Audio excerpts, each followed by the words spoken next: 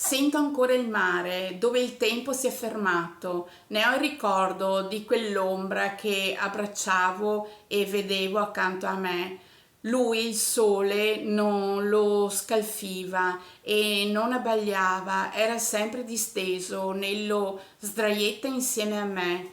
Facevamo sorrisi e ridevamo a crepapelle. Lui sveniva da quanto mi sentiva dirgli: hai preso, hai messo dentro, hai tolto il coperchio. E poi la nave che nel tramonto ogni sera passava e ricordava che il passaggio era breve, cioè era breve. Tutto era armonico, anche la mensa che digiuno non aveva.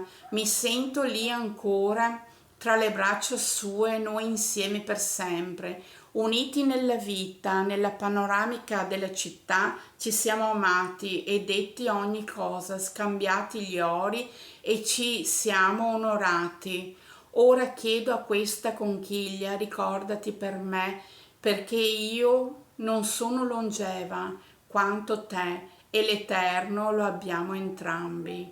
Ora.